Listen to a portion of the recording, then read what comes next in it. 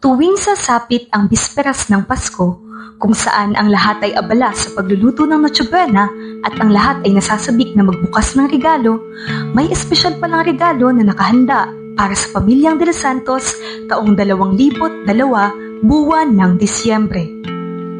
Ang bawat pagpapala ay may kaakibat ding pananampalataya, pero para sa pamilyang De Los Santos, maagap silang sinubok nito.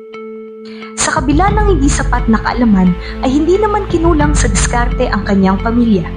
Dahil nga sa kakulangan sa buwan ay kinakailangan niya ng incubator at dahil hindi uso ang magbiyahe ng mga sanggol na may komplikasyon at sa layo ng lugar ay gasera ang nagsilbing tanglaw ng buhay sa hindi siguradong mundo.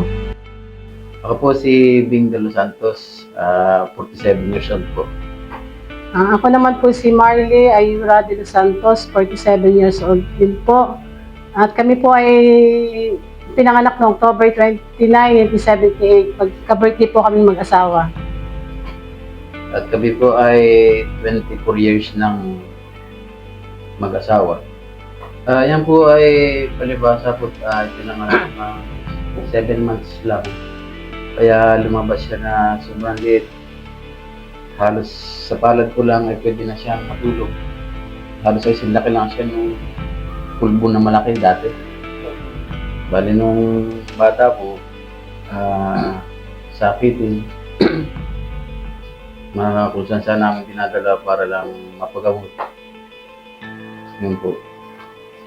Yan po pati sari-saring vitamins na pinainom namin para lang para lumaki siya.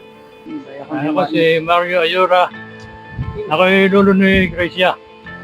75 taon. Ako si Lydia Ayura. Lola. 68. At yung pumbisano sa silang siya. Pulang sa buwan na siya. Naging 7 buwan siya. Medyo kanyang nanay na kapag luwal, medyo at ko ay. Medyo kung tawag namin yung suhi siya. Una yung paa. Tagal siya mag-luwal. Kala namin din kaya mabuhay ay. Wala kong hindi mo na mo. Sabi ng Lola Lola sa Malig, sa Lola Tilma. Ay, parang mamamatay ang ating apo. Hindi lamang pala sa Bethlehem makikita ang tala na may dalang himala, kundi maging sa munting barangay ng Bislian, isla ng Polillo, probinsya ng Quezon. Subalit ang noon ay tila agaw na buhay na sanggol ay isa ng bibong bata. Sa bawat hampas ng bewang, kumpas ng kamay at indayog ng katawan ay may istoryang nakakubli. Kapag makikita mo si Christian sumayaw sa entablado ay hindi mo aakalain na ang batang ito ay muntik nang hindi masilayan ang mundo. Nakapagtapos siya ng elementarya nang hindi lamang sa sayaw may husay, kundi maging sa pag-aaral. Pagtungtong sa sekundarya, inaakala niyang sa pagsayaw pa iniikot ang kanyang mundo. Pero paano kung tumigil na ang nakakaindak na musika? Sa kabila ng kanyang angking talento at husay sa pagsayaw, ay hindi nakaligtas sa pangutya ang kanyang kulay ng balat. Ako si Krisha Yvonne Ayura de los Santos, 23 years old.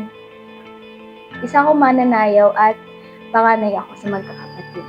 Tatandaan ko, katulad ng mga ibang estudyante, noon nabubuli din ako sa skin color ko, sa height ko, pero syempre hindi naman porket may nangyaring ganun, titigil na yung mundo ko sa ganun lang. Syempre may kaya rin naman akong gawin.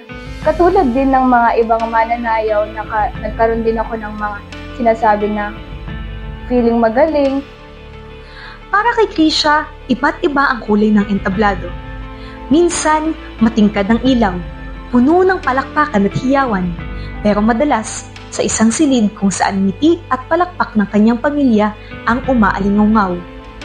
Madalas, ang kampyon ang pinakamasaya sa kompetisyon, pero para sa mga talentong purilyuhin na ilang taong nanalangin, nagtiwala, sumubok at nagsakripisyo, ang panahong iyon ay panalong paulit-ulit babalikan, aalalahanin at ipagmamalaki.